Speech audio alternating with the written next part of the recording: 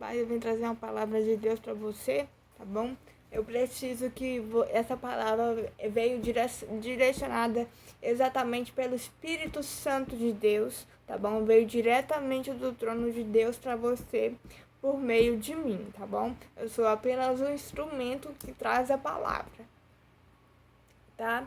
No livro de Isaías capítulo 44, versículo 6, o Deus da Bíblia diz o seguinte: eu sou o primeiro e o último, e não há outro Deus, tá bom? Ele também disse que fora dele, ele também disse no livro de Isaías 43, versículo 11, que fora dele não há Salvador, tá? E no livro de João 3,16, a Bíblia diz, no livro de João 3,16, que esse Deus amou o mundo de tal maneira que deu seu único filho para todo que nele crer não pereça, não morra, mas tenha a vida eterna.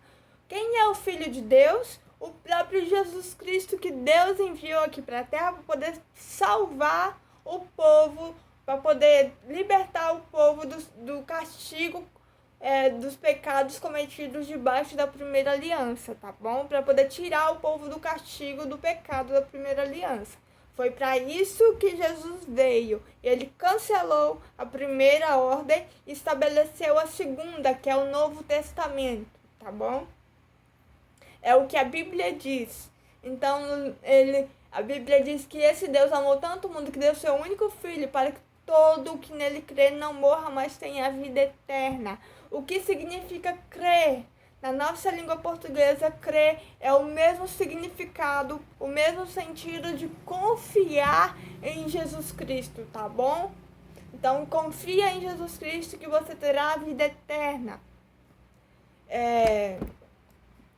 No livro de João 14, versículo 6, diz assim, ó. Jesus disse: eu sou o caminho, a verdade e a vida, e ninguém vem ao Pai senão por mim.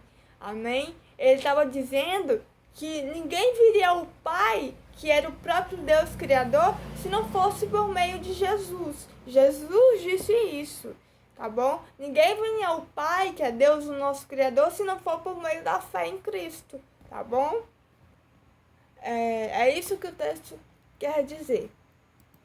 E no livro de Romanos, capítulo 8, versículo 1 e 2 diz: portanto, agora não há condenação para os que estão em Cristo Jesus, porque por meio de Cristo Jesus, a lei do Espírito que dá a vida me libertou da lei do pecado e da morte. Está dizendo aqui que nós que cremos em Cristo Jesus, não há condenação, porque Deus, através de Jesus Cristo, nos libertou da lei do pecado e da morte.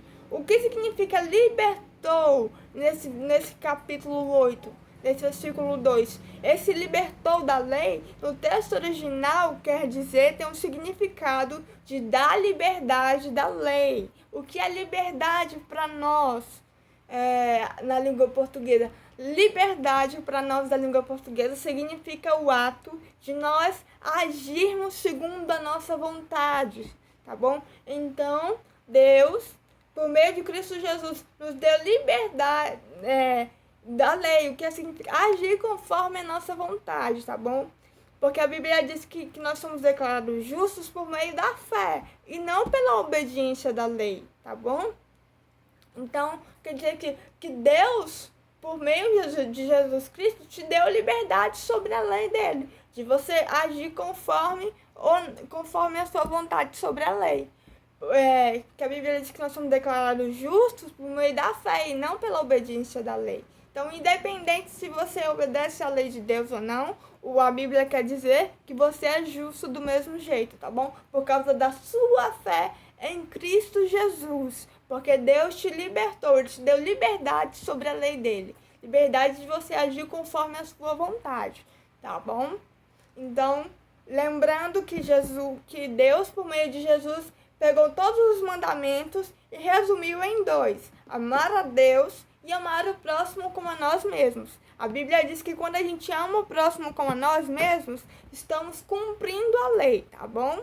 Então, Deus te abençoe, tá bom? Compartilha, me ajuda a pregar o Evangelho de Jesus, o Evangelho de Deus, tá?